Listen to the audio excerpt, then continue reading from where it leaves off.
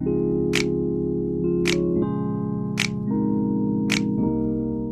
guys, welcome back to another episode of Mascara Monday. Let's first address my hair. I changed up my hair. So my hair was like dark brown and then faded into blonde. I wanted to go like a burgundy color, like a burgundy violet color. This is what I got. I used, what did I use? Garnier Fructis. I don't remember the exact color. Yeah, but I used that and this is what I came out with, and I think I kind of like it. I feel like it's coming off more red on camera than it is. It is like a burgundy color. I get sick of my hair like every 6 months, so I don't know. I don't know how long I'm gonna keep this, but I'm liking it for now. All right, so let's get into this episode of Mascara Monday. So today I'm trying out a mascara that a lot of you guys recommended to me.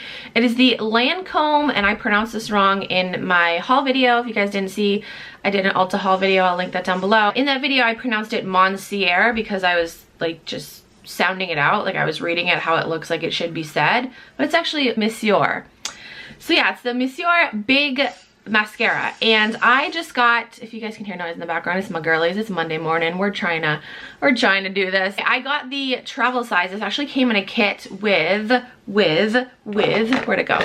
This guy right here, the Sills. I'm probably pronouncing that wrong.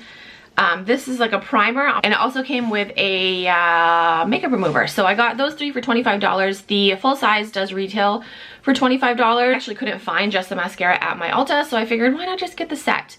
Okay, so let's talk about the mascara. It is a high volume mascara that delivers bold lash volume for up to 24 hours, features a large brush and an ultra creamy formula that glides onto lashes like silk, and delivers up to 12 times the volume with up to 24 hours wear. Ideal for all day wear. It doesn't require touch-ups. Do people touch up their mascara? I'm gonna do one eye with just the mascara and then the other eye with both of these guys. So let's do it.